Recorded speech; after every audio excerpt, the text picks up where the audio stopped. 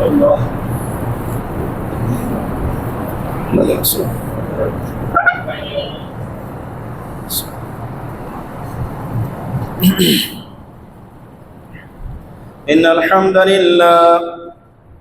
الحمد لله نحمده ونستعينه ونستغفره ونؤمن به ونتوكل عليه ونعوذ بالله من شرور أنفسنا ومن سيئات أعمالنا من يهده الله فلا مضل له ومن يضلله فلا هادي له وأشهد أن لا إله إلا الله وحده لا شريك له وأشهد أن محمدًا عبده ورسوله الذي أرسله بالحق بشيرا ونذيرا وداعيا إلى الله بإذنه وسراجا منيرا أما بعد أعوذ بالله من الشيطان الرجيم بسم الله الرحمن الرحيم إنما السبيل على الذين يظلمون الناس ويبغون في الأرض بغير الحق أولئك لهم عذاب أليم. وقال الله تعالى بعد أعوذ بالله من الشيطان الرجيم وكذلك أخذ ربك إذا أخذ القرى وهي ظالمة إن أخذه أليم شديد. وقال تعالى بعد أعوذ بالله من الشيطان الرجيم واتقوا فتنة لا تصيبن الذين ظلموا منكم خاصة واعلموا أن الله شديد العقاب.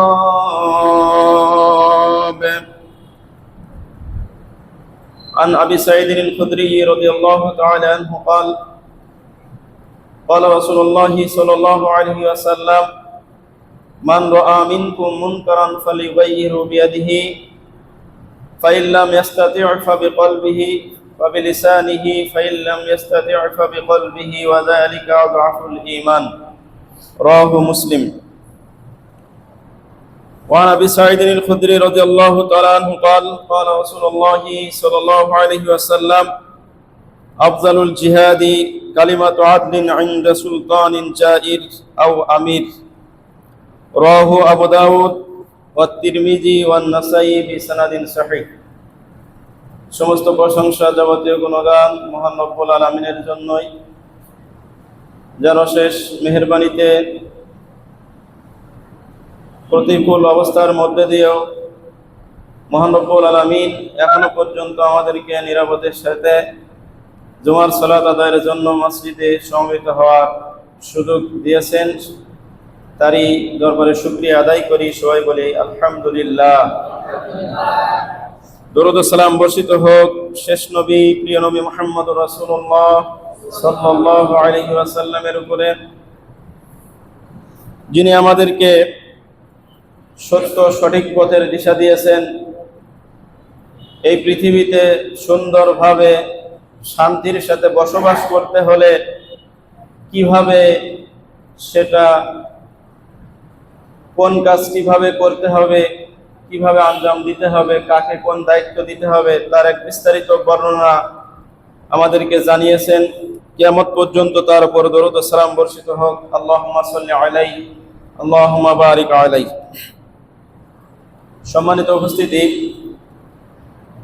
চলমান বিষয় নিয়ে আজকে কোরআন এবং হাদিসের নিরিখে কিছু কথা বলবো। আপনারা অনেকে জিজ্ঞাসা করেছেন যে বর্তমান যে সংকট আমাদের দেশে চলতেছে, এই সময়ে আমাদের করণীয় কি? কেননা আমাদের অনেক বড় বড় আলেম ওলামা তারা এ বিষয়ে কোনো কথা কেউ বলতেছে না, স্পষ্ট কোনো দিক নির্দেশনা এখন আমাদের কাছে নাই। তো এ বিষয়ে আমরা যারা সাধারণ রয়েছি, অনেক ভাই আমাদেরকে কথাগুলো জিজ্ঞাসা করেছেন। তো আমরা লেখনির মাধ্যমে কিছু কিছু উত্তর দেওয়া শুরু করেছিলাম, কিন্তু নেট বন্ধ হওয়ার কারণে সেটাও বন্ধ। তো যার কারণে আমরা এই বিষয়টি সম্পর্কে আপনাদেরকে কোরআন এবং হাদিসের আলোকে প্রথমত দলিল ভিত্তিক কিছু কথা শোনানোর চেষ্টা করব। ওমা তাওফিকি ইল্লা বিল্লাহ আলাইহি তাওয়াক্কালতু ওয়া ইলাইহি উনীব। প্রথমত আমরা যেটা দেখব যে আন্দোলন আমাদের দেশে শুরু হয়েছে, এই ধরনের বিষয় নিয়ে কথা বলা অনেকটাই কঠিন। তারপরেও আমাদেরকে, যেহেতু আপনারা জিজ্ঞাসা করেছেন, আল্লাহ রাসূল সাল্লাল্লাহু আলাইহি ওয়াসাল্লামের হাদিসে ব্যাপারে স্পষ্ট যে যাকে কোনো বিষয়ে জিজ্ঞাসা করা হলো সে ব্যক্তি সে বিষয়ে জানা সত্ত্বেও বলল না, উলজিমা ইয়াউমাল কিয়ামাতি বিলিজামি মিনান নার, কিয়ামতের দিন তাকে আগুনের ঠুসি পড়ানো হবে, ওই ব্যক্তিকে শাস্তি স্বরূপ। এই জন্য আমরা এই বিষয়ে বাধ্য। সত্য কথা সবসময় কার পক্ষে গেল কার বিপক্ষে গেল এটা আমাদের দেখার সময় নাই, ওটা আমাদের ভাগ্যে যা লেখা থাকে তাই যদি আমরা পরকাল থেকে বাঁচতে চাই তাহলে আমাদেরকে বলতে হবে। এই কারণেই আমরা এই প্রশ্নগুলোর উত্তর এক এক করে জানার চেষ্টা করব কোরআন এবং হাদিসের আলোকে ইনশাআল্লাহ। আমাদের সালাফরা কি সমাধান দিয়েছেন সে বিষয়কে সামনে রেখে ইনশাআল্লাহ। যে প্রথমত যে কোঠা আন্দোলন শুরু হয়েছে তার মূল কথা হচ্ছে যে যথাযথ যারা ব্যক্তি রয়েছেন, উপযুক্ত ব্যক্তি যে তাকে তার যোগ্যতা অনুসারে তাকে তার স্থানটা দিয়ে দেওয়া। এখানে অযোগ্য, অথর্ব, টাকা পয়সা দিয়ে কিনে নেওয়া এমন কোন ব্যক্তিকে যোগ্যতার স্থান করে দেওয়া এটা চলবে না, এটা নিষিদ্ধ। এই হলো মূল কথা। তো এই ব্যাপারে শরিয়াতের যারা ইমাম ছিলেন, বিভিন্ন বিষয়ে যারা সমাধান দিয়েছেন, তাদের মধ্যে পৃথিবীতে যার লেখা অসংখ্য অগণিত বই একক ব্যক্তিকেন্দ্রিক পাওয়া যায়। জুলুম নির্যাতনের শিকার, একাধিকবার কারাবরণকারী আলেমে দ্বীন তিনি ছিলেন আল্লামা ইমাম ইবনে তাইমিয়া রাহিমাহুল্লাহ। তিনি তার লেখনীতে খুব চমৎকার ভাবে তুলে ধরেছেন কোরআন এবং হাদিসের আলোকে এই বিষয়ের উপরেই। তো তার একটা লেখা বই রয়েছে, অসংখ্য অগণিত তার বই, ফতোয়ার কিতাব থেকে শুরু করে অসংখ্য বিষয় ভিত্তিক আকারে তার বই রয়েছে, আকীদার কিতাব, তাফসীরের কিতাব, বিভিন্ন বিষয়ের উপরে তার একটি বই হচ্ছে সিয়াসা শারঈয়া ফি ইসলাহি রাঈ ওয়া রাঈয়া, রাজা প্রজাদের সংশোধনের ক্ষেত্রে ইসলামী রাজনীতি, এই বিষয়ের উপরে তার লেখা বই। এই বইয়ের ভিতরে 10-11 পৃষ্ঠায় তিনি একটা বক্তব্য উল্লেখ করেছেন। বিশেষ করে এই যে ঘটনা আমাদের সামনে চলতেছে, যে সমস্যাটা চলতেছে, এর সমাধান দিতে যেয়ে তিনি বলেন, ফাইন আদালা মিনাল আহাক্কিল আসলাহি ইলা গায়রিন, যদি কোনো দায়িত্বশীল ব্যক্তি, যদি কোনো শাসক, কোনো রাজা, কোনো এরকম ধরনের দায়িত্ব, প্রধানমন্ত্রী হোক, যে দেশে যেরকম চলে, কোনো আমির, কোনো প্রধানমন্ত্রী, যে দেশে যেই প্রধান বা যেই দায়িত্বশীল, যেখানকার মসজিদ হলে সেটা হবে কমিটি, যদি আপনার স্কুল হয় তাহলে সেটা হবে কমিটি, কলেজ যদি হয় তাহলে কমিটি, ইউনিয়নের হলে চেয়ারম্যান হবে। এই ধরনের অনুবাদ, যেখানে যেই দায়িত্বশীল, যার হাতে নিয়োগের দায়িত্ব রয়েছে, ওই ব্যক্তি যদি যথাযথ ব্যক্তিকে ছাড়া অন্য কোনো ব্যক্তিকে, অনুপযুক্ত ব্যক্তিকে দায়িত্ব দেয়, লিআজালি করাবাতিন বাইনাহুমা, ওই দুইজনের ভিতরে নিকট আত্মীয়তার সম্পর্কের ভিত্তিতে, আত্মীয় হয় এজন্য তাকে যোগ্য জায়গাটা দিবে, এরকম যদি হয়, আও ইলা ইতাকাতিন আও সাদাকাতিন, অথবা বন্ধু হয় বা বন্ধুর ছেলে হয়, এরকম কোন ব্যক্তিকে যদি তার যথাযথ উপযুক্ত জায়গাটা ছেড়ে দেয়, অনুপযুক্ত ব্যক্তি কিন্তু দিচ্ছে কি কারণে, তার আত্মীয়তার ভিত্তিতে, অথবা দিচ্ছে তার বন্ধুত্বের ভিত্তিতে, অথবা আও মুওয়াফাকাতি ফি বালাদিন আও মাযহাবিন, তার দেশের মানুষ এই হিসাবে, অথবা তার সমগোত্রীয়, যেমন আমাদের দেশে পার্টি, তার পার্টির লোক সেই কারণে দিচ্ছে, আও তরিকতিন, অথবা একই মাযহাবের লোক এই কারণে তার এই পদটা দিচ্ছে, তাকে এই চাকরিটা তাকে দিচ্ছে, আও জিনসিন কাল আরবিয়া ওয়াল ফারিসিয়া, অথবা এক জাতীয়, হয়তোবা সে মোড়ল গোষ্ঠীর এই জন্য ওই গোষ্ঠীর দিচ্ছে, অথবা সে বিশ্বাস গোষ্ঠীর এই জন্য ওই গোষ্ঠীর মানুষকে দিচ্ছে, অথবা একই দেশের মানুষকে এই যোগ্য পদটা সে দিতেছে, আউলি রিশওয়াতিন ইয়াখুযুহা মিনহু, অথবা তার থেকে সুদ গ্রহণ করার মাধ্যমে ওই চাকরিটা তাকে দিচ্ছে, মিন মালিন আও মানফাআতিন, হতে পারে সেই সুদ, সেই ঘুষ হতে পারে সেটা তার কোনো সম্পদ দেওয়ার মাধ্যমে, অথবা তার থেকে কোনো উপকার নেবে এই কারণে, আও গায়রু যালিকা মিনাল আসবাব, যে কোনো কারণ যেগুলো বলা হোক, এই সকল কারণের যে কোনো একটি কারণে যদি কোনো অযোগ্য ব্যক্তিকে তার জায়গাটা দিয়ে দেওয়া হয়, আমাদের দেশে যেমন বিভিন্ন ধরনের কোঠা রয়েছে, এই কোঠার ভিত্তিতে এর ভিতরে চলে আসবে। আসবাব মানে এছাড়া আরো যত উপকরণ রয়েছে,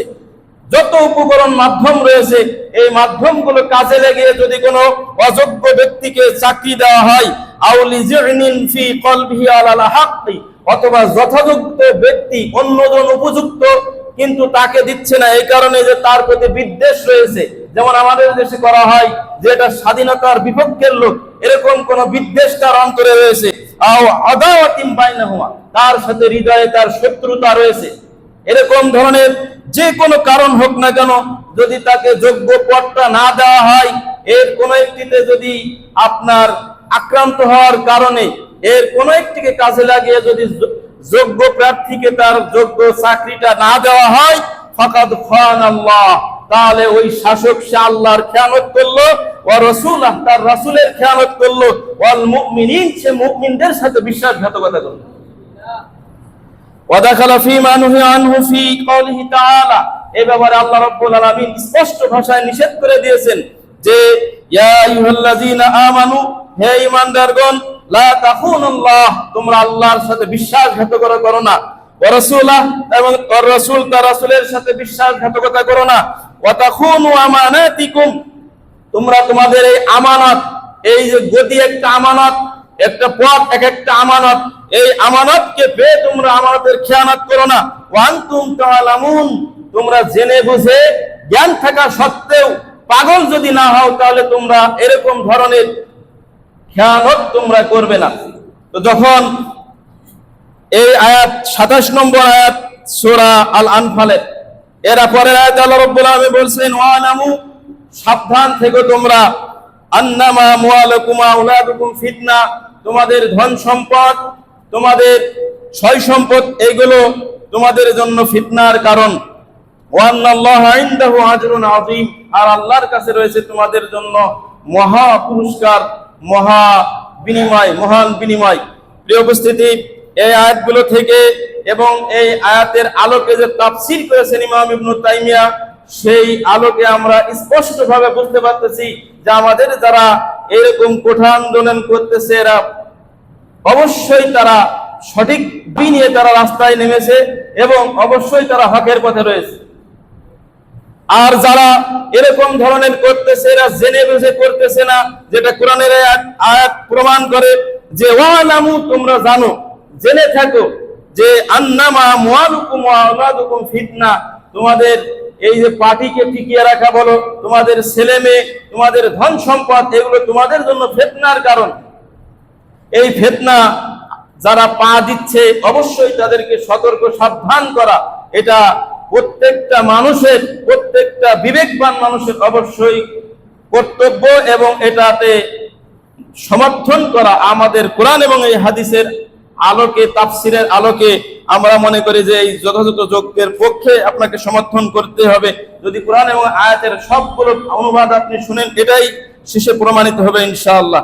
কেননা এ ব্যাপারে অনেকগুলো হাদিস বর্ণিত হয়েছে, এক এক করে আমরা শুনি।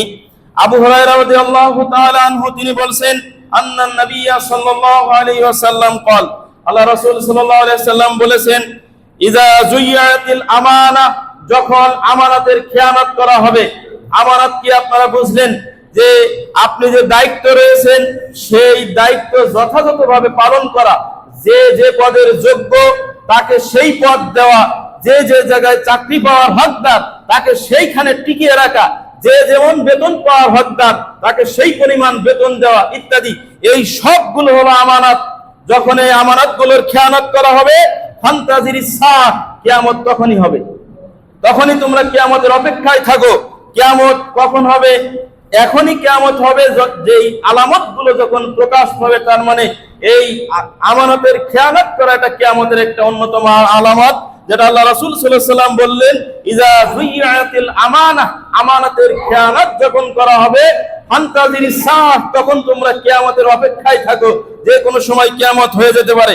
ইলা, তখন বলা হলো, সাহাবীরা প্রশ্ন করলেন, ইয়া রাসূলুল্লাহ, হে আল্লাহ রাসূল সাল্লাল্লাহু আলাইহি ওয়াসাল্লাম, ওমা ইজাতুহা, আমানতের খেয়ানত, আমানতকে নষ্ট করে কোন জিনিস, এটা তো আমরা বুঝতে পারলাম না। আল্লাহ রাসূল সাল্লাল্লাহু আলাইহি ওয়াসাল্লাম বললেন, ইযা উসিদাল আমরু ইলা গায়রি আলিহি, যখন প্রার্থী, যোগ্য প্রার্থীর ওই পদটা অযোগ্য কোনো প্রার্থীকে দেওয়া হয়, তখনই হচ্ছে আমানতের খেয়ানত করা হয়। কেননা ইযা উসিদাল আমরু ইলা গায়রি আহলিহি ফান্তাজিরিস সাআহ, তখনই কিয়ামতের সময়, অর্থাৎ যে যোগ্যতার পদটা যেখানে রয়েছে ওখান থেকে যখন তাকে সরিয়ে অন্য কোনো অযোগ্য ব্যক্তিকে দিয়ে দেওয়া হবে, আল্লাহ রাসূল সাল্লাল্লাহু আলাইহি ওয়াসাল্লাম বললেন যে তখনই কিয়ামতের জন্য তোমরা অপেক্ষায় থাকো। কিয়ামত যে কোনো সময় ঘটে যাবে, এগুলোই হলো কিয়ামতের আলামত। প্রিয় উপস্থিতি, এই কারণে আমানতের খেয়ানত করা, এই সমস্ত যারা রয়েছে, আমরা মনে করি যে ওদের মতো ওরা করে, আমাদের ব্যবসা ঠিক মতো চললেই হয়, আমাদের খাওয়া পড়া ঠিক মতো চললেই হয়, তা না। এরা আল্লাহ রাসূল সাল্লাল্লাহু আলাইহি ওয়াসাল্লাম আমাদেরকে সতর্ক এবং সাবধান করে দিয়েছেন এইগুলো বিষয় নিয়ে, যে যখন এরকম আমানতের খেয়ানত হতেই থাকবে, তখনই তোমরা কিয়ামতের অপেক্ষায় থাকতে থাকো। সহিহ বুখারীর হাদিস 59 নম্বর সিরিয়াল। আব্দুল্লাহ বিন ওমর রাদিয়াল্লাহু তাআলা আনহু, তিনি বললেন, আল্লাহ রাসূল সাল্লাল্লাহু আলাইহি ওয়াসাল্লাম বলেছেন, কুল্লুকুম রাঈন, সাবধান, প্রত্যেকেই তোমরা দায়িত্বশীল, প্রত্যেকেই তোমরা এক একজন করে রাখাল, ওয়া কুল্লুকুম মাসউলুন আন রাইয়াতিহি, আর প্রত্যেককে তার দায়িত্ব সম্পর্কে জিজ্ঞাসা করা হবে। ওয়াল ইমামুল্লাযী আলান নাস, যে ব্যক্তি মানুষের ইমামতি করে, যে ব্যক্তি মানুষকে নেতৃত্ব দেয়, যে ব্যক্তির কথা মানুষ শুনে, যে মানুষের শাসক, যে মানুষের রাজা বাদশা, ওয়া হুয়া মাসউলুন আন রাইয়াতিহি, তাকে তার দায়িত্ব সম্পর্কে অবশ্যই জিজ্ঞাসা করা হবে। প্রিয় উপস্থিতি, এই জিজ্ঞাসা দুনিয়ায় হতে পারে, এই জিজ্ঞাসা আল্লাহর আখিরাতে তো হবেই হবে। ওমর রাদিয়াল্লাহু একটা ভুল করলে সাধারণ যারা সাহাবী ছিলেন তারা তার প্রতিবাদ করতেন। একবার তিনি মোহর নির্ধারণ করেছেন যে 400 দিরহামের বেশি কেউ মোহরানা পাতে পারবে না। তখন একজন প্রতিবাদ করলেন, এক বৃদ্ধা মহিলা, যে আল্লাহ রাব্বুল আলামিন কোরআনে বলেছেন, কিন্তর শব্দ ব্যবহার করেছেন, যে কোন পুরুষ যদি তাকে বিপুল পরিমাণ অর্থ দিয়ে দেয় তাহলেও সে মোহরানা দিতে পারে, এটা আল্লাহ কোরআনে উল্লেখ করেছেন। তো তুমি ওমর কেন নির্ধারণ করে দিলে? আল্লাহর কথার উপরে কি তুমি বেশি প্রাধান্য দিতে গেলে? তোমার কথা কি আমরা শুনবো আল্লাহর কথা বাদ দিয়ে? ওমর রাদিয়াল্লাহু তাআলা আনহু তার এই কথা ফিরিয়ে নিলেন, যে না, মহিলাই ঠিক আছে, আমার ভুল হয়েছে। তো এই কারণেই যে আলান নাস রাঈন ওয়া মাসউলুন রাইয়াতিহি, একজন যে মানুষের নেতা, যার কথা মানুষ শুনে, যে শাসন করে মানুষকে, এই ব্যক্তি কিন্তু আপনার দায়িত্বশীল, সেটা দুনিয়ায় হতে পারে, সে আখিরাতে হবেই হবে। ওয়াল মারাতু রাইয়াতুন ফি বাইতি যাওজিহা ওয়া হিয়া মাসউলাতুন আন রাইয়াতিহা, মহিলা তারাও দায়িত্বশীলা, তারা বিশেষ করে তাদের স্বামীর ঘর থেকে সম্পর্কে তারা জিজ্ঞাসিত হবে। কিন্তু দুঃখের বিষয়, আমাদের এখন মহিলারা সার্বিক বিষয়ে তারা নেতৃত্ব দিচ্ছে সকল ক্ষেত্রে, এজন্য তারাও জিজ্ঞাসিত হবে। তাদের মূলত দায়িত্ব ছিল স্বামীর বাড়ি সম্পর্কে তারা জিজ্ঞাসিত হবে, কিন্তু এখন সামগ্রিক বিষয় তারা জিজ্ঞাসিত হবে। প্রিয় উপস্থিতি, সহিহ বুখারীর 893, মুসলিম 1829 নম্বর হাদিস এই কথাই প্রমাণ করে যে যিনি মুসলিমদের শাসক হবেন, মুসলিমদের দায়িত্বশীল যিনি হবেন, তিনি দুনিয়া আখিরাত সব জায়গায় জবাবদিহিতার জন্য প্রস্তুত থাকবেন। তা যদি না হয় তাহলে তিনি জালেম হবেন, জুলুমকারী হবেন, যার ফলাফল আপনার সকল প্রজাকেও ভোগ করতে হবে, সকল ক্ষমতাসীন যারা থাকবে তার সাথে তাদেরকেও ভোগ করতে হবে, সবাইকেই ভোগ করতে হবে। এটার সামনে আমরা আরো বিস্তারিত দলিল সহকারে আলোচনা করবো ইনশাআল্লাহ। অন্য একটি হাদিসে এসেছে ব্যাপারে সাহাবী মাকিল বিন আসার রাদিয়াল্লাহু তাআলা আনহু তিনি বলছেন, আল্লাহ রাসূল সাল্লাল্লাহু আলাইহি ওয়াসাল্লাম বলেন, মা মিন রাইন ইস্তারঈহিল্লাহ, যে ব্যক্তিকে আল্লাহ রাব্বুল আলামিন যে কোনো রাজাকে, যে কোনো বাদশাকে আল্লাহ রাব্বুল আলামিন বা প্রজাদের দায়িত্ব দিয়েছেন, ক্ষমতায় অধিষ্ঠিত করেছেন, যাকে আল্লাহ রাব্বুল আলামিন মুসলিমদের ক্ষমতা দিয়েছেন, নেতৃত্ব দিয়েছেন, ইয়ামুতু ইয়াউমা ইয়ামুতু ওয়া হুয়া গাশুন, যে ব্যক্তি যদি মৃত্যুবরণ করে সে প্রতারণা করেছে মুসলিমদের সাথে প্রতারণা করা অবস্থায় যদি এই ব্যক্তির মৃত্যু হয়ে যায়, লাহা ইল্লা হারামাল্লাহু আলাইহি রাইহাতাল জান্নাহ, তাহলে এই শাসকের আল্লাহ রাব্বুল আলামিন জান্নাত তো দূরে থাক, জান্নাতের সুঘ্রাণ পর্যন্ত তার জন্য হারাম করে দিবেন। এজন্য মুসলিমদের যারা নেতৃত্ব দিবে, মুসলিমদের যারা শাসক হবে, তাদেরকে এই বিষয়গুলো মনে রাখতে হবে। আজকে আমরা নেতৃত্ব নেওয়ার জন্য মানে সরকার ক্ষমতা এগুলো তো বাদ দেন, সাধারণ একটা বাজার যেখানে 3টা দোকান রয়েছে সেখানেও আপনার সভাপতি, সেক্রেটারি যা আছে কোনো কিছুর অভাব নেই। মানে পদের জন্য আমরা প্রচুর পরিমাণে লালায়িত। যদি মানুষ বুঝতো যে আমার জন্য যতই আমি হজ করি, যতই আমি যাকাত দেই, যাই কিছু করি না কেন, যদি একটা রাস্তা ভাঙা থাকে, ওটা যদি আমি যথাযথভাবে দায়িত্ব না নিয়ে ঠিক না করতে পারি, হয়তোবা এই কারণেই আমাকে জান্নাত থেকে অনেক দূরে রাখা হবে, যে আমি তার ঘ্রাণ পর্যন্ত পাবো না। এই হিসাব মানুষ করে না। তো প্রিয় উপস্থিতি, এই বিষয়গুলো আমাদের খেয়াল করতে হবে। সব কথা যে সরকারকে কেন্দ্র করছে বলছে তাই নয়। আপনি যারা আমার সামনে রয়েছেন, যারা বিভিন্ন দায়িত্ব পালন করেন সমাজের, সবার জন্য, এমনকি আমার নিজের জন্য, যে এই হাদিসগুলো এসেছে যে যারা পদের জন্য লালায়িত থাকি, যারা বিভিন্ন দায়িত্ব নিজের কাজে নেওয়ার জন্য বিভিন্ন ভাবে টাকা খরচ করি, ওটা নেওয়ার জন্য প্রচুর পরিমাণে চেষ্টায় থাকি। এই যে রাস্তার দেখা যায় মাঝে মাঝে একটা রাস্তা থেকে পড়ে যে কারণ মাজা ভাঙতেছে, কেউ পড়ে যে বিভিন্ন ভাবে ক্ষতিগ্রস্ত হচ্ছে, তো আপনি কি করেন? আপনার দল কি করে? যদি দায়িত্ব আপনি পালন না করতে পারেন, তাহলে আপনার যদি ওই পরিমাণ টাকা পয়সা না থাকে রাস্তাটা ঠিক করে দেওয়ার, আপনি ওখানে গেলেন কেন? সেদিন এই দায়িত্ব আপনার কাছে বুঝিয়ে নেওয়া হবে যে কি করেছো তুমি, এক পা এগিয়ে যেতে দেওয়া হবে না যদি আপনি এই দায়িত্ব পালন না করতে পারেন।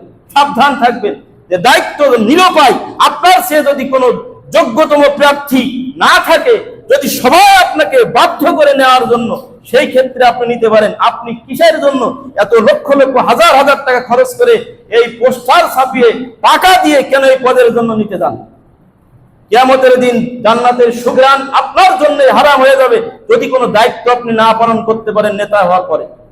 কেন আপনি গেলেন ওখানে? প্রিয় উপস্থিতি, সহিহ মুসলিমের হাদিস 142 নম্বর হাদিস, সহিহ বুখারীর হাদিস 7150 নম্বর হাদিস। আবু মুসলিম আল খাওলানী রাদিয়াল্লাহু তাআলা আনহু, তিনি একবার মুআবিয়া বিন আবি সুফিয়ান যখন প্রধানমন্ত্রী, তিনি যখন আমির মুসলিমদের, তার দরবারে তিনি গেলেন।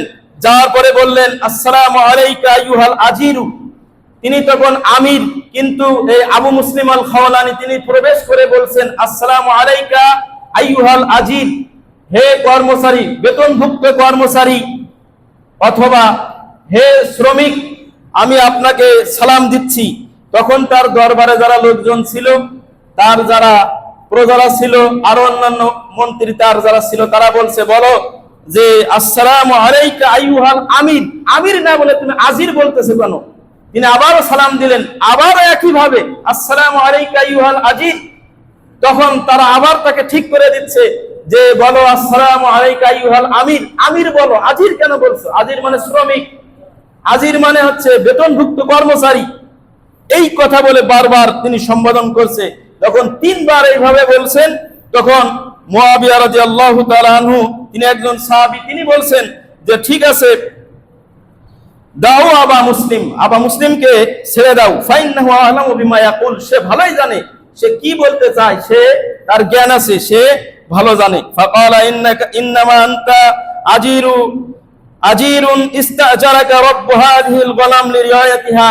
তখন আবু মুসলিম আল খাওলানী তিনি উদাহরণ দিচ্ছেন এভাবে যে আপনি তো এমন একজন রাখাল যাকে তার মালিক বেতন দিয়ে এই ছাগলগুলো, এই পালগুলোকে দেখে রাখার জন্য নিযুক্ত করেছেন।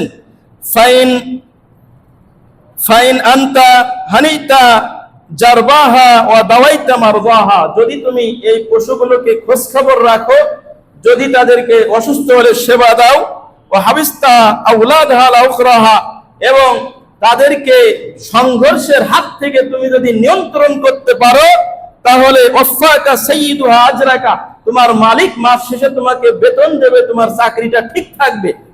আর যদি তুমি এর ব্যতিক্রম করো, তুমি কোন পশুকে দেখে রাখতেছো না, কেউ অসুস্থ হলে তার সেবা দিচ্ছ না, কে মারামারি করছে, কে রাহাজানি করছে, কে হানাহানি করছে, কে সাদাবাজি করছে, এরকম কিছুই তুমি দেখে রাখতেছো না, তাহলে মাস শেষে কিন্তু তোমার মালিক তোমার চাকরি বহাল রাখবে না, বরং তোমার চাকরি চলে যাবে, বরং আকিবাকা সাইয়্যিদুহা, তোমার মালিক তোমাকে আরো শাস্তি দিবে। এই দৃষ্টান্ত তিনি তার সামনে পেশ করে জানিয়ে দিলেন যে মুআবিয়া রাদিয়াল্লাহু তাআলা আনহু তখন প্রায় অর্ধ পৃথিবীর শাসক, তার সামনে এরকম ভাবে একজন সাধারণ মানুষ তিনি এইভাবে নসিহত পেশ করতেছেন। আর আমাদের কি হয়েছে, সত্য একটা কথা বললে, আপনি যদি এই বাজারের একজন সাধারণ মানুষ একটা দায়িত্ব পেয়েছেন, আপনার সামনে হক কথা বলা যায় না, আপনার দাপটে কি? আপনি এই বাজারে যারা তরি তরকারি বিক্রি করে তাদেরকে তো আপনি মূল্যায়নই করেন না, এমনকি রিক্সা চালকদের সবাই থাপড়ায়, তারপরেও যদি এই রিক্সা চালকের একজন, এই শ্রমিকদের একজন নেতা হতে পারে, তার দাপট দেখে গিয়ে তার সামনে কথাই বলা যায় না। অথচ মুআবিয়া রাদিয়াল্লাহু তাআলা আনহু হচ্ছেন অর্ধ পৃথিবীর খলিফা, তখন তার সামনে বলতেছেন এইভাবে দাঁড়িয়ে যে আপনাকে আপনার মালিক শাস্তি দিবে, আপনাকে বেতন তো দিবেই না, আপনাকে আরো শাস্তি দেবে, আপনার শাস্তির সম্মুখীন হতে হবে।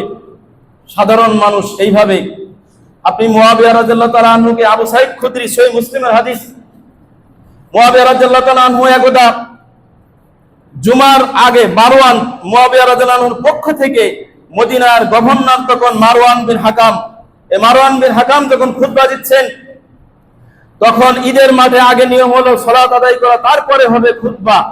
তিনি করেছেন কি, আগে খুতবা দিচ্ছেন, এরপরে আবার মিম্বার নিয়ে গেছেন। তখন আবু সাঈদ খুদরি রাদিয়াল্লাহু তাআলা আনহু তিনি উপস্থিত রয়েছেন। এক ব্যক্তি বললেন যে আপনি এটা করতে পারেন না, আগে খুতবা, আগে সালাত আদায় করেন, তারপরে খুতবা দিবেন, এই কথা বলেছেন। তখন মারওয়ান বলছেন যে না, আগেই খুতবা দেব, পরে সালাত হবে, এখন থেকে এইভাবে হবে।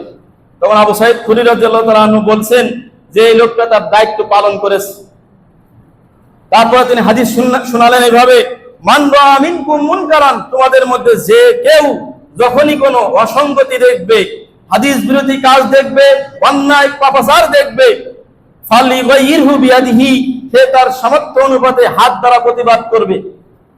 ফাইল্লাম ইস্তাতি, যদি এটা সে সক্ষম না হয়, ফাবি লিসানিহি, তার মুখ দিয়ে সে প্রতিবাদ জানাবে। ফাইল্লাম ইস্তাতি, এটাও যদি না পারে, ফাবি কলবিহি, তাহলে তার অন্তর দ্বারা পরিকল্পনা করবে যে যার যার বললে এই লোকটা দমন করা যায়, মনে মনে ওই লোকগুলোর নাম শখ এঁকে তাদেরকে বলে এই লোকটাকে দমন করার চেষ্টা করবে। এইভাবেই আপনার নিয়ম, অন্যায়ের প্রতিবাদ করা। তখনকার সময় এরকম ছিল, আর আজকের সময় এভাবে হচ্ছে। তাহলে আপনি এই অন্যায়গুলো প্রতিবাদ করতেই হবে। শেষে হাদিসে আবু সাঈদ খুদরি রাদিয়াল্লাহু তাআলা আনহু বললেন, আল্লাহ রাসূল সাল্লাল্লাহু আলাইহি ওয়াসাল্লাম বলছেন, এই তিন ব্যক্তি হাত দিয়ে প্রতিবাদ করার যদি ক্ষমতা নাই, তারপরে মুখ দিয়ে করতে হবে, মুখ দিয়ে নাই, অন্তর দ্বারা। এইটা যদি অন্তরেও যদি আপনার কোনো পরিকল্পনা না আসে, একজন হকের পথে আছে, বিপদে পড়েছে, যদি তার প্রতি আপনার মহব্বত না জন্মে, অন্তরে দয়া যদি না জন্মে, বুঝতে হবে আপনার ইমানের সিটে ফেটা বলতে নাই, ইমানের সর্বনিম্ন যে স্তর এটাও আপনার নাই, আপনি ইমান শূন্য হয়ে গেছেন। তাহলে আপনি কি হয়? মুনাফিক, না হলে কাফের। এই কারণেই হক যেখানে রয়েছে, সত্য যেখানে রয়েছে, আপনার কিছু না কিছু অবদান সেখানে রাখতেই হবে, যে কোনো ভাবে।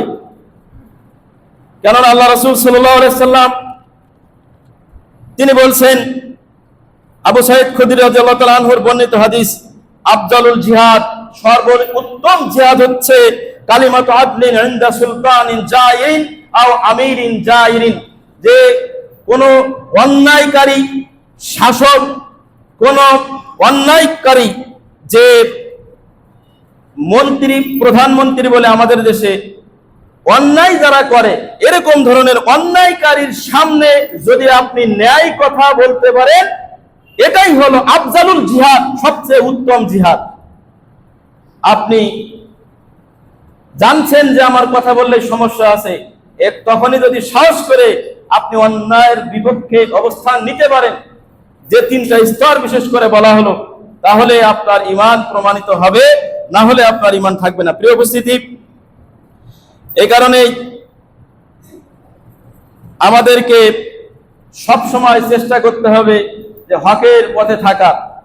একটা পথ, এইটা যে হকের পথ, এটা যে সঠিক পথ, এই লোকটা হলো যোগ্য লোক, এটা আপনি কিভাবে বাছাই করবেন, এটা আমাদের সবারই জানা থাকা দরকার। কারণ যেখানে আপনার এই জন্য জানা থাকা দরকার, আপনি যদি একটা প্রতিষ্ঠানের মালিক হন, যে কোনো প্রতিষ্ঠানের, তাহলে অনেক সময় দেখা যায় 2-3 জন প্রার্থী আপনার কাছে এসেছে, আপনি কাকে রাখবেন আপনার প্রতিষ্ঠানে। এই জন্য এই বিষয়টা সবার জন্য জানা দরকার। যে কোনো ব্যক্তির জন্য, যারা দায়িত্বশীল, সবার এই হাদিস, এই বর্ণনাটা জেনে থাকা দরকার যে যোগ্য লোক বাছাই করার আপনার দুটি নিদর্শন রয়েছে। আল ভিলায়াতুল্লাহ রুকনান, যোগ্য লোক বা নেতা বাছাই করার আপনার দুটি স্তম্ভ রয়েছে, রুকুন রয়েছে। তার একটি হলো আল কুওয়াতু ওয়াল আমানা, একটা হলো আল কুওয়াতু, শক্তি, আর 2 নম্বর হচ্ছে আমানা, আমানতদারিতা। এর আবার ব্যাখ্যা রয়েছে।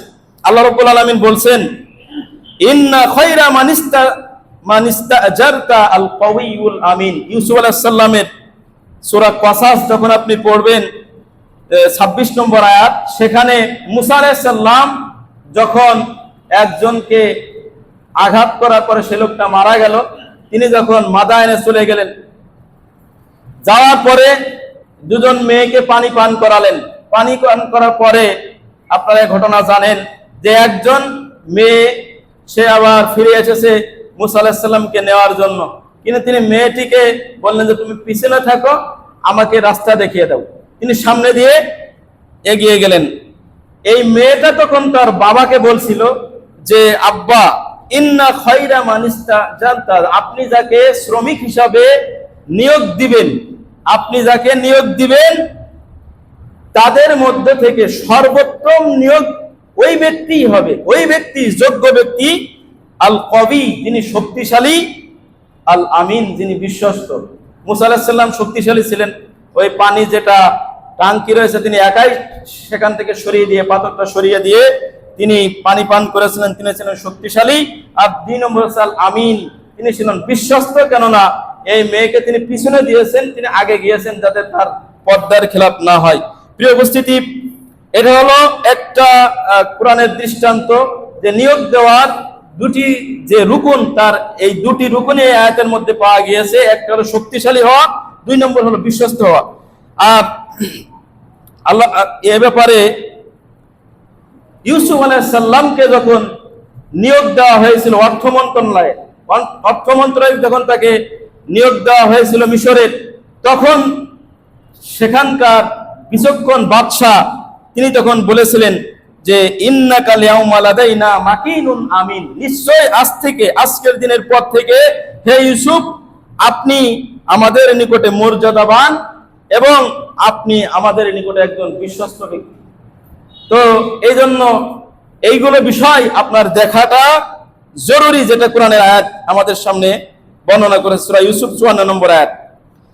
জিবরিল আলাইহিস সালাম যিনি ওহী নিয়ে আসতেন আল্লাহ রাসূল সাল্লাল্লাহু আলাইহি সাল্লামের কাছে, তার গুনাগুণ বর্ণনা করতে যে আল্লাহ রাব্বুল আলামিন উল্লেখ করেছেন সূরা তাকবীর 20 নম্বর 21 নম্বর আয়াতে, জি কুওয়াতিন ইনদা জিল আরশি মাকিন, যিনি আরশের রবের নিকটে অত্যন্ত মর্যাদাবান এবং কওয়িয়ুন, তিনি ছিলেন মুতাআন সুম্মা আমিন, তিনি একজন বিশ্বস্ত ব্যক্তি, তাকে মান্য করা হয়, মান্যবাদ, এবং তিনি একজন বিশ্বস্ত ব্যক্তি।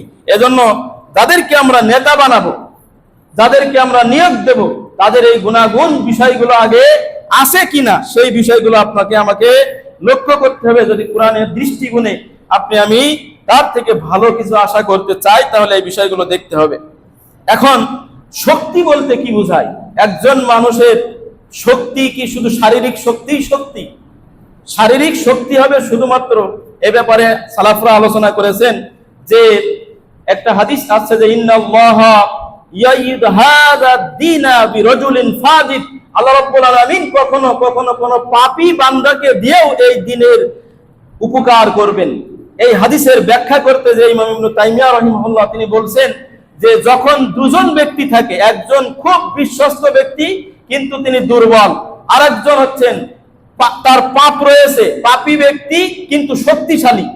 যখন কাউকে সেনাপতি নিযুক্ত করতে হবে, যখন আপনার ধরেন ব্যাংকের একজন আপনি সিকিউরিটি গার্ড নিয়োগ দিবেন, তখন এরকম ধরনের যে একজন ব্যক্তি খুব তাকওয়াশীল ব্যক্তি, আবার একজন ব্যক্তি আপনার শক্তিশালী ব্যক্তি, যেখানে শক্তির প্রয়োজন রয়েছে। তো জিহাদের ময়দানে যদি কাউকে সেনাপতি নিযুক্ত করা হয়, তাহলে এই হাদিসের ব্যাখ্যা করতে যে ইমাম ইবনে তাইমিয়া রাহিমাহুল্লাহ এই হাদিসকে সামনে রেখে তিনি বলছেন যে এই ক্ষেত্রে শক্তিশালী পাপী যে ব্যক্তি তাকে প্রাধান্য দিতে হবে। কেননা যে ব্যক্তির পাপ, সে পাপটা তার নিজের জন্য, কিন্তু শক্তিশালী তার শক্তিটা মুসলিম জাতির জন্য কল্যাণকর। কেননা আল্লাহ রাসূল সাল্লাল্লাহু আলাইহি ওয়াসাল্লাম বলছেন যে পাপী ব্যক্তির দ্বারাও কখনো আল্লাহ ইসলামের উপকার নেবেন। আর একটা বিষয় হচ্ছে যে তার পাপটা হলো তার নিজের জন্য, আর তার যে শক্তিটা এটা মুসলিম উম্মার জন্য তখন কাজে দিবে। আর যদি এর ব্যতিক্রম হয়, সাধারণত কোনো আমানতদারিতার বিষয় যেখানে রয়েছে, সেখানে একজন দুর্বল মানুষ হলেও তাকে আমানতদারিতার ভিত্তিতে ওই জায়গাটা তাকে দিতে হবে। এই হলো সালাফরা এইভাবে ব্যাখ্যা করেছেন। আর শক্তিশালী বলতে বোঝায় যে আল কুওয়াতু ফিল হাকাম, ইমাম ইবনে তাইমিয়া রাহিমাহুল্লাহ ব্যাখ্যা করেছেন যে বিচার মীমাংসার ক্ষেত্রে, একটা হলো জিহাদের ক্ষেত্রে, সেনাবাহিনী নিয়োগ দেওয়ার ক্ষেত্রে বা কমান্ডার যিনি হবেন তার ক্ষেত্রে শক্তিশালী, আর বিচার মীমাংসা ফায়সালার ক্ষেত্রে শক্তিশালী বলতে এই অর্থ হবে যে বাইনান নাসি তারজু ইলাল ইলমি ওয়াল আদলি আল্লাযী দাল্লা আলাইহিল কিতাব ওয়াস সুন্নাহ। যে ব্যক্তি মীমাংসা করবেন মানুষকে, মীমাংসা করার মতো পরিস্থিতি যেখানে রয়েছে, এই অবস্থা, এখানে শক্তি, দেহের শক্তির চেয়ে প্রাধান্য পাবে ওই ব্যক্তির কিতাবের জ্ঞান কতটুকু আছে, ওই ব্যক্তির সুন্নাহর জ্ঞান কতটুকু আছে এটা। কেননা এখানে যদি শক্তি খাটায় এই ব্যক্তি, তাহলে শরীয়তের ইলম না থাকার কারণে 12টা বাজাবে। কথা বোঝার চেষ্টা করতে হবে। সব জায়গায় শুধু আমরা এটা না বুঝে করি যে যার টাকার ক্ষমতা রয়েছে, যার শারীরিক ক্ষমতা রয়েছে, সবাইকেই একই জায়গায় আমরা ঢোকানোর চেষ্টা করি। এই ভুলের কারণে কিন্তু আমাদের সমাজে খুব সমস্যার সৃষ্টি হয়ে যাচ্ছে। কিন্তু যেখানে আপনার বিবেক বুদ্ধি খাটাতে হবে, যে বিচারে বিবেক বুদ্ধি লাগে, যে বিভাগে ন্যায় ইনসাফ লাগে, ওখানে আপনার শরীরের শক্তি দিয়ে কি করবেন? সেখানে তো কিতাবের জ্ঞান লাগবে, সেখানে সুন্নাহর জ্ঞান লাগবে, সেখানে সালাফরা কি করেছেন সেই জ্ঞান লাগবে। এখানে আপনি পেশি শক্তি দিয়ে কি করবেন?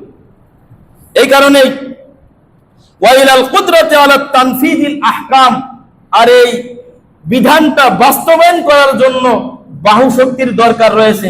সেই ক্ষেত্রে আপনার বাহু শক্তির যেখানে রয়েছে, সেই জায়গায় বিধান বাস্তবায়ন যিনি করবেন, ওই সেক্টরে ওই শক্তিশালী লোক দরকার। কিন্তু ব্রেন দরকার যিনি বিচারক, সেই বিচারকের পদে যাকে বসাবেন তার দরকার হলো কিতাব সুন্নাহর জ্ঞান দরকার। আমরা এই ভুলগুলো বারবার করি, যার কারণে, না জানার কারণে আমাদের সমস্যাগুলো সৃষ্টি হয়ে যায় সকল ক্ষেত্রে এসে। ওয়াল আমানাতু তারজিউ ইলা খাশিয়াতিল্লাহ, আর আমানত দ্বারা বোঝায় যে ওই লোকটার মধ্যে আল্লাহ ভীতি আছে কিনা। ওয়া তারকি খাশিয়াতিন নাস, এই লোকটা মানুষকে ভয় পায় কিনা। মানুষকে যদি না ভয় পায়, আল্লাহকে যদি ভয় করে, এটা হক বলার ক্ষেত্রে, নিজে আমল করার ক্ষেত্রে, সকল ক্ষেত্রে যদি সেই ব্যক্তি মানুষকে না ভয় পেয়ে আল্লাহর বিধান সে মানে, আল্লাহকে যদি ভয় করে, তাহলে বুঝতে হবে যে এই লোকটা আমানতদার। ওয়াল্লাহ ইশতারা বিআয়াতিহি সামানান কলিলা, আর এই লোকটা আল্লাহর বিধানকে অল্প মূল্যে যেন না বিক্রি করে।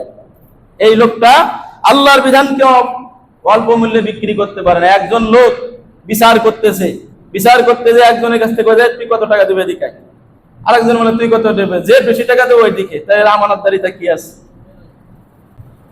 তো এই জন্য এ লোক আমানতদারি নয়, এ লোক অল্প মূল্যে আল্লাহর বিধানকে বিক্রি করে দিয়েছে। তার মানে আল্লাহ বলছেন ইনসাফ করতে, এ লোক ইনসাফ করলো না, যার কারণে সে আল্লাহর আয়াতকে অল্প মূল্যে বিক্রি করে দিয়েছে। ওয়াহাদিহিল খিসালাস সালাস আল্লাতী আখাযাহুল্লাহু আলা কুল্লি হাকামিন আলান নাস, মানুষকে যারা বিচার ফায়সালা করে, এই যে তিনটা গুণাগুণের কথা বলা হলো, এই তিনটা গুণাগুণ অবশ্যই তার মধ্যে থাকতে হবে।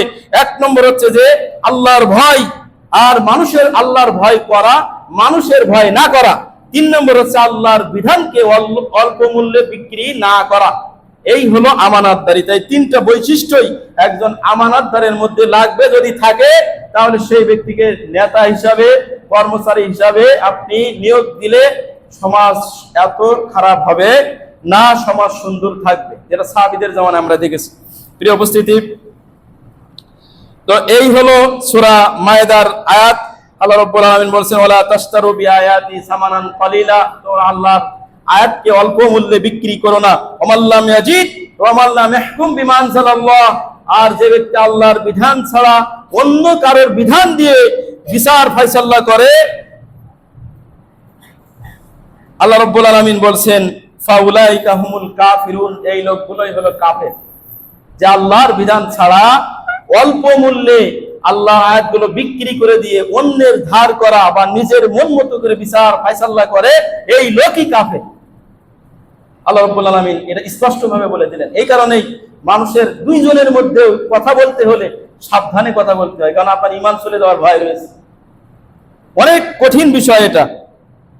আল্লাহ রাসূল সাল্লাল্লাহু আলাইহি ওয়াসাল্লাম একটা হাদিস শুনে আমরা সামনে যাব ইনশাআল্লাহ। আল্লাহ রাসূল সাল্লাল্লাহু আলাইহি ওয়াসাল্লাম বলছেন আল কুযাতু সালাসা, বিচারক তিন ধরনের, বিচারক তিন ধরনের। কাযিয়ানে ফিন্নার, দুই ধরনের বিচারক জাহান্নামে যাবে। ওয়া কাযিন ফিল জান্নাহ, এক শ্রেণীর বিচারক যাবে জান্নাতে। ফারাজুলুন আরাফাল হাক্কা ওয়া কাযা বি খিলাফিহি, ওই বিচারক জাহান্নামে যাবে যে বিচারক সত্যটা জানার পরেও তার বিপরীত ফায়সালা করলো। সত্যটা জানে, তার কাছে স্পষ্ট হয়ে গেছে, কিন্তু সে রায় দিল মিথ্যার পক্ষে। সত্যটা স্পষ্ট হওয়ার পরেও মিথ্যার পক্ষে সে মিথ্যা রায় দিল, বাতিল রায় দিল, অসত্য রায় দিল, এই ব্যক্তি ফাহুয়া ফিন্নার, সে জাহান্নামে যাবে। ওয়ারাজুলুন কাযা লিন নাস আলা জাহলিন, যে ব্যক্তি সত্যটা জানার চেষ্টাও করলো না, তদন্ত বিচার বিশ্লেষণ করার কোনো প্রয়োজনই মনে করলো না, এমনি একটা রায় দিয়ে দিল, ফাহুয়া ফিন্নার, এও জাহান্নামে যাবে।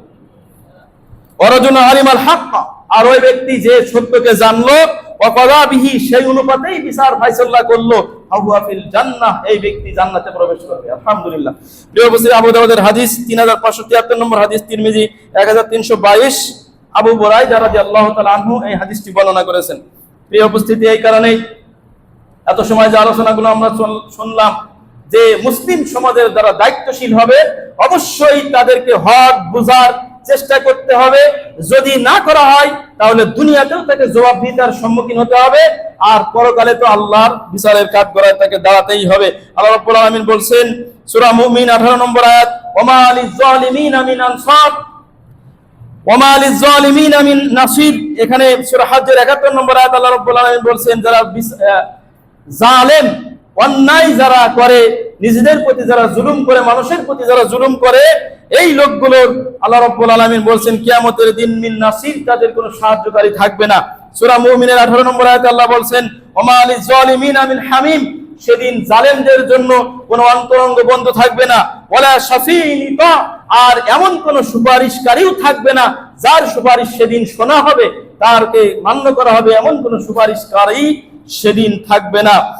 আল্লাহ রাব্বুল আলামিন সূরা শুরা 42 নম্বর আয়াতে বলছেন ইন্নামাস সাবিলু আলাল্লাযীনা ইয়াযলিমুনান নাস, যারা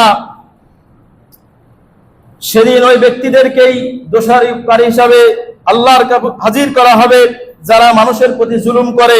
ওয়া ইয়াবগুনা ফিল আরদি বিগাইরিল হক, যারা সমাজে বিশৃঙ্খলা চায়, মারামারি, রাহাজানি ইত্যাদি চায়, এইগুলো যারা জিয়ে রাখে, এই শ্রেণীর মানুষদেরকে সেদিন কিয়ামতের দিন দোষারোপকারী হিসাবে, তাদেরকে অপরাধী হিসাবে আল্লাহর কাছে উপস্থিত করা হবে। উলাইকা লাহুম আযাবুন আলীম, এদের জন্য রয়েছে সেদিন যন্ত্রণাদায়ক শাস্তি। আল্লাহ রাব্বুল আলামিন সূরা হুদ 102 নম্বর আয়াতে বলছেন ওয়া কাযালিকা আখযু রাব্বিক, এভাবেই তোমার রব পাকড়াও করে থাকেন, ইযা আখাযাল কুরা ওয়া হিয়া যালিমাতুন, যখন তিনি কোন সম্প্রদায়ের মানুষকে শাস্তি দেন, যারা জুলুম করছে সমাজে, তাদেরকে তিনি যখন ধরেন, ইন্না আখযাহু আলীমুন শাদীদ, তার ধরাটা, তার পাকড়াওটা সেদিন কঠোর এবং কঠিন হয়।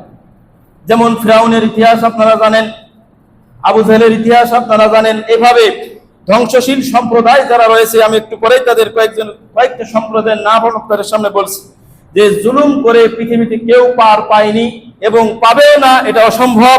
সাহাবী আবু মুসা আশআরী রাদিয়াল্লাহু তাআলা আনহু তিনি বলেন, আল্লাহ রাসূল সাল্লাল্লাহু আলাইহি ওয়াসাল্লাম বলেছেন, ইন্নাল্লাহা লা ইউমলি লিয-যালিমি, আল্লাহ রাব্বুল আলামিন জালেমকে ছাড় দেন যাতে সে তওবা করে ফিরে আসতে পারে, এরকম কিছু ছাড় তাকে দেন।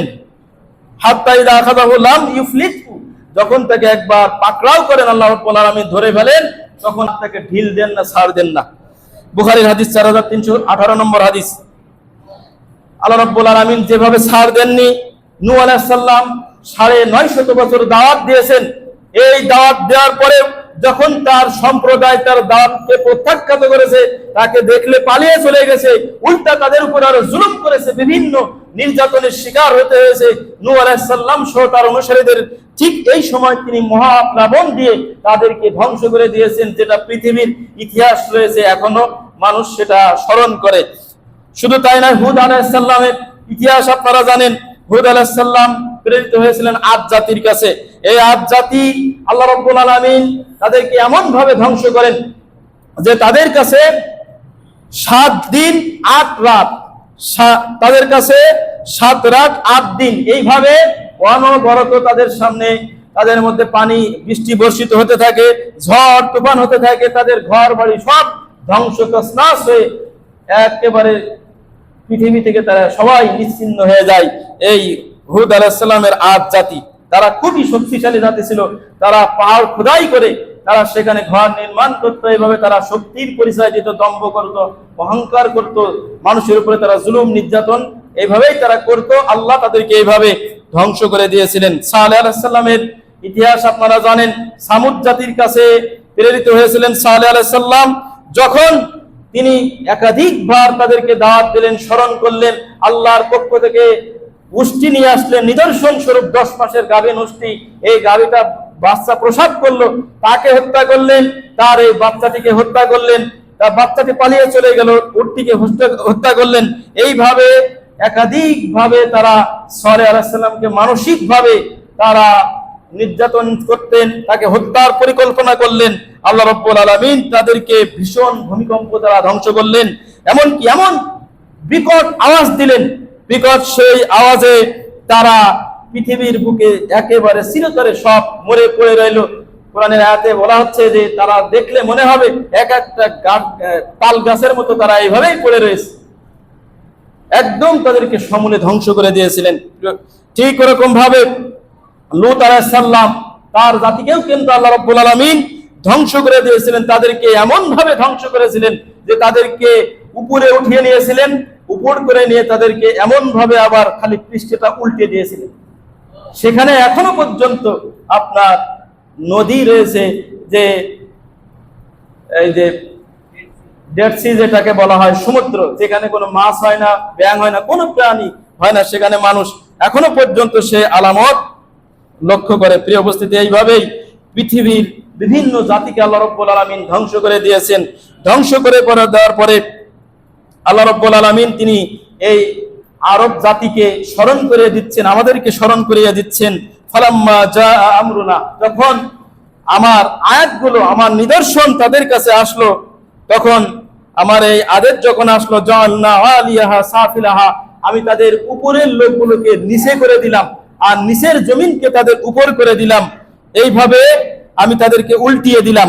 ওয়া আমতারনা আলাইহিম হিজারাতাম মিন সিজ্জিলিন মামদুদ, এবং তাদেরকে আমি শক্ত মাটির কঙ্কর, যেগুলো আমরা জামাইট বলে থাকি, ঠিক এরকম ধরনের বৃষ্টির মতো তাদের উপরে আমি বর্ষণ করলাম। মুসাওয়ামাতান ইনদা রাব্বিকা, তাদের প্রত্যেকের আলামত চিহ্ন আমার কাছে ছিল। ওমা হিয়া মিনাজ জালিমিনা বিবাঈদ, এই জালেমদের যে আমি শাস্তি দিয়েছি, তোমাদের এই বসবাস, তোমাদের যে লোকালয়, তার খুব কাছেই, তোমাদের থেকে খুব বেশি দূরে নয় তারা। তো এই যে আল্লাহ রাব্বুল আলামিন আমাদেরকে দেখিয়ে দিয়েছেন এই জালেমদেরকে কি পরিণতি দিয়েছিলেন। ওয়ামা হিয়া মিনাজ জালিমিন, এই জালেমদের পরিণতি তোমাদের থেকে খুব বেশি দূরে নয়। যারা হজ করতে যান আপনারাও দেখে আসেন এইভাবে, যে এইভাবে কাছাকাছি সৌদি আরবের আশপাশ দিয়েই এই জাতিগুলোকে আল্লাহ রাব্বুল আলামিন দেখেছেন। যখন তারা সিরিয়ায় ব্যবসা করতে যেত, এদেরকে ডিঙিয়েই তাদেরকে যেতে হতো, আবার যখন ফিরে আসতো তাদের উপর দিয়েই ফিরে আসতো। এজন্য আল্লাহ রাব্বুল আলামিন বললেন যে জালেমদের যে ধ্বংসস্তূপ সেটা তোমাদের থেকে খুব বেশি দূরে নয়। প্রিয় উপস্থিতি, মুসা আলাইহিস সালামের আর ফিরআউনের ঘটনা আপনারা একাধিকবার শুনেছেন, আল্লাহ কি পরিণতি তাদেরকে দিয়েছেন।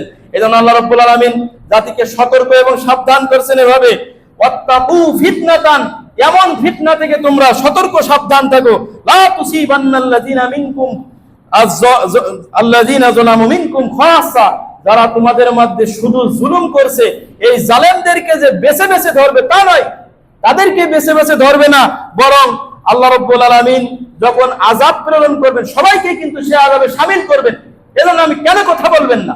একজন জুলুম করছে আপনার উপর, আপনি মুখ বুজে কেন শুনবেন? কিছু তো বলবেন। তিনটা স্তর আছে, যে কোনো একটা আপনার অবদান রাখতেই হবে। আপনি মুখ বুজে শুধু সহ্যই করবেন, এইভাবে আপনার চলবে না। এই জন্য আল্লাহ রাব্বুল আলামিন বলছেন ওয়াত্তাকু ফিতনা, সেই ফিতনাকে ভয় করো, লা তুসিবান্নাল্লাযিনা যালামু মিনকুম খাসা, শুধু যারা জালেম জুলুম করছে তাদেরকে বেছে বেছে এই জুলুমগুলো ধরবে তা নয়, বরং সবাইকেই ধরবে। ওয়ালামু, সাবধান থাকো, আন্নাল্লাহা শাদীদুল ইকাব, আল্লাহ রাব্বুল আলামিন শাস্তি দানে খুবই কঠোর। আল্লাহর শাস্তি এসে গেলে কে আপনি চুপ করে বসে থাকলেন, কে বসে থাকবেন, এটা কোনো দেখার বিষয় নয়, সবাইকেই গ্রাস করবে আল্লাহর আযাব, আপনি বেঁচে থাকবেন না।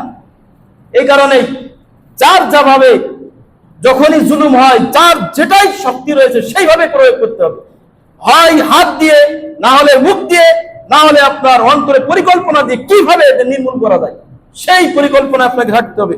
মুখ বুঝে আপনি বসে থাকতেই পারবেন না। সূরা আনফাল 25 নম্বর আয়াত। প্রিয় উপস্থিতি, এই বিষয়গুলো আমাদেরকে মাথায় রাখতে হবে। আমাদের কি অপরাধ? টাকা দিয়ে কিনে আমাদের নেট, যারা বিভিন্ন ভাবে আমরা নেট ব্যবহার করি দিন ইসলামের কাজে, বিভিন্ন জন বিভিন্ন ভাবে, সারা দুনিয়া বাংলাদেশ থেকে আজকে নেটওয়ার্ক থাকবে কেন? সবার উপরে কেন এই জুলুম চলবে? বহু মানুষ অসুস্থ হলে তারা হাসপাতালে যেতে পারছে না, বিভিন্ন ধরনের তারা বাধার সম্মুখীন হচ্ছে, এটা আমরা দেখতে পেয়েছি। নিরীহদের উপরে, ছাত্রদের উপরে ন্যায় কথা বলেছে, তাদের সাথে আলোচনা শুরুতে বসে তাদেরকে সুন্দর করে সমাধান করা যেত তখনই, এখন আলোচনা আপনার হুঁশ হবে কেন? এই বেহুদদেরকে আপনি কেন ক্ষমতায় রাখবেন? এই হুঁশ যাদের আগে থেকে হয় না তারা এখন হুঁশ হবে কেন? এই রক্তগুলোর কে দায়ভার নেবে? এই জালেম, এর উপরে আমাদের আল্লাহ শাস্তি দেয়, সবাইকে দিবে, এখন এদের হুঁশ হয় কেন এত পরে? প্রিয় উপস্থিতি, এই কারণেই যার যেভাবে প্রতিবাদ করার ক্ষমতা অবশ্যই প্রতিবাদ করতে হবে। জানেন যতই বড় শক্তিশালী হোক না কেন, মোটেও ছাড় দেওয়া যাবে না। আল্লাহর জন্য যদি আমরা কাজ করে থাকি, আল্লাহর সাহায্য অবশ্যই আসবে, কারোর পর আমরা করবো না ইনশাআল্লাহ। প্রিয় উপস্থিতি, এই বিষয়গুলো আমাদেরকে মাথায় রাখতে হবে। মনে করবেন না যে কারা মরে মরক, আমি বেঁচে থাকলে হলো না, এটা সাহাবীদের বৈশিষ্ট্য ছিল না। ইয়ারমুকের যুদ্ধের ঘটনা আপনারা জানেন। হারেস বিন হিশাম এবং ইকরামা বিন আবু জাহেল, আইয়াদ বিন আবি রবিয়া, তিনজন মারাত্মকভাবে জখম হয়েছে। এই তিনজনকে সেবা শুশ্রূষার জন্য রাখা হয়েছে। হারেস বিন হিশাম পানি চাইলেন, যখন তিনি পানি পান করবেন, ঠিক এই সময় তাকিয়ে দেখেন তার পাশে ইকরামা বিন আবু জাহেল, তিনি যেন পানি পান করতে চাচ্ছেন, মুখ ফুটে কিছু বলছেন না, তিনি পিয়ালাটা তাকেই দিয়ে দিলেন যে তাকে পান করতে দাও। তার কাছে যখন তিনি পান করতে যাবেন, তখন দেখলেন যে আইয়াজ বিন আবি রবিয়া তার পাশে, মনে হয় পানিটা তার বেশি দরকার, তিনি তাকে দিলেন। ওই পানকারী বললেন না, আমার চেয়ে ওর বেশি দরকার। এইভাবে যখন রাউন্ড দিলেন, তিনজনই মৃত্যুবরণ করলেন। আপনি কিভাবে বসে থাকেন? যখন জুলুমের প্রতিবাদ করা হবে, আপনি কিভাবে মুখ বন্ধ করে খাতা নয় যে এসি চালিয়ে কিভাবে আপনি ঘুমাতে পারেন? এভাবে মুসলিমরা বসে থাকে নাই। যার যেভাবে আছে সেইভাবেই প্রতিবাদ করতে হবে। সাহাবীরা এইভাবে করেছেন। বায়াতে রিজওয়ান হয়েছিল। বায়াতে রিজওয়ানে কি সেটা?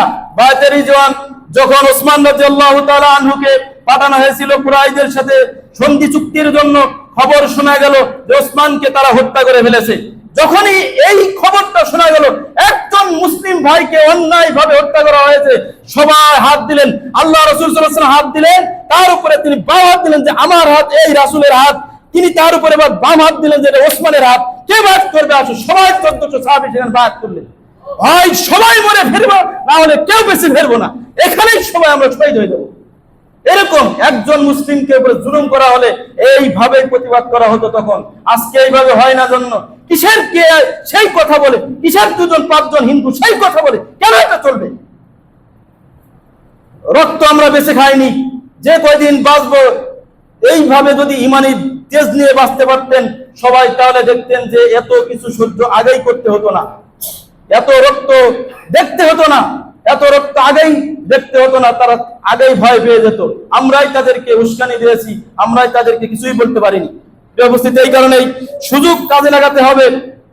আমরা যেভাবে সাহাবীরা প্রতিবাদ জানিয়েছেন, আমরা যার যেখান থেকে সম্ভব এইভাবে আমরা প্রতিবাদ জানাবো ইনশাআল্লাহ। আল্লাহ আমাদেরকে কবুল করুন, আল্লাহুম্মা আমিন।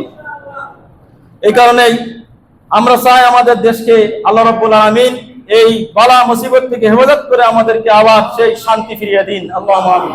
আমাদের এই বিশ্ববিদ্যালয়গুলোর ছাত্রদের এখনো ঈমান রয়েছে, আল্লাহ রাব্বুল আলামিন তাদেরকে দিনের এক একজন, খালিদ বিন ওয়ালিদ তার যেমন শক্তি দৃঢ় মনোবল ছিল, ঠিক ওরকম ভাবে ওসামা বিন যায়েদ তার যেমন মনোবল ছিল, এরকম আবার খালিদ বিন ওয়ালিদ ওসামা বিন যায়েদের মতো বীর বাহাদুর আবার আমাদের দেশে তৈরি হোক। আমাদের দেশে ওমরের মতো শাসন, আবু বকরের মতো শাসন আবার চলে আসুক, আল্লাহুম্মা আমিন।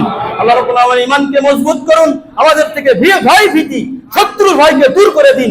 আমরা যেন কোনো বীর কাপুরুষকে যেন আমরা ভয় না পাই, কোনো আমাদের যেন যারা ইসলামের শত্রু রয়েছে তাদের জন্য আমরা ভয় না পাই। আল্লাহ আমাদেরকে কবুল করুন। আল্লাহ রাব্বুল আলামিন আমাদের ঈমানি শক্তিকে বাড়িয়ে দিন, আমিন। আল্লাহ রাব্বুল আলামিন আমাদেরকে সাহায্য দ্বারা তা আমাদের উপরে তার রহমত বর্ষণ করুন, শান্তি দিয়ে আমাদের বাংলাদেশকে আবার ছায়াদান করুন, শান্তি আশ্রয়ে আমাদেরকে আশ্রিত করুন, আল্লাহুম্মা আমিন। ওয়া মা আলাইনা ইল্লাল বালাগ।